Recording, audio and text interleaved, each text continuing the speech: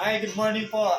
Papakilala ko lang si Engineer Arvin Cruz. Ayan, taga-Hisense po.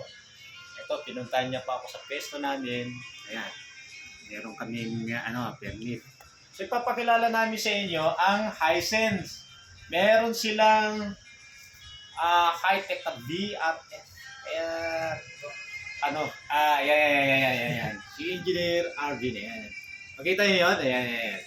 So, ito yung pesto namin. Bisitahin niyo po sa 39 Kaliwa, Sitio Kaliwa, Philinvest Road, Batasan Hills, Quezon City. At meron din kaming number na hindi ko lang makabisado kasi kaka-install to.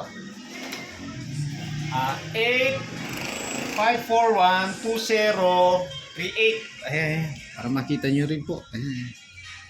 Pasensya na po. Medyo nabigla ako sa dito pala ito. Ayan, habang pa.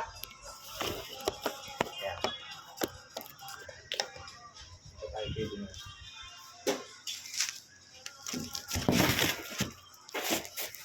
Ayan.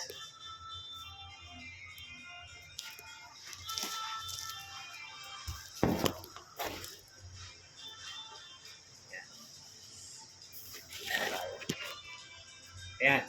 Ini-introduce ni Engineer Arvin yung Hisense. Ayan. Ayan, kung gaano siya ka-high-tech sa Pilipinas ngayon. At saka, hindi lang sa Pilipinas, kundi sa buong mundo. Worldwide po siya. Ayan. So, ito po, dinidiscuss ko ngayon kay Sir Emerson yung mga standards tsaka yung mga testing na kinakandak ni Hisense. So, dito po is quality assured na yung mga produktong pinoproduce namin is dumadaan sa masusing pag-aaral tsaka sa mga testing. So, ito po yung ilan sa mga testing namin, kagaya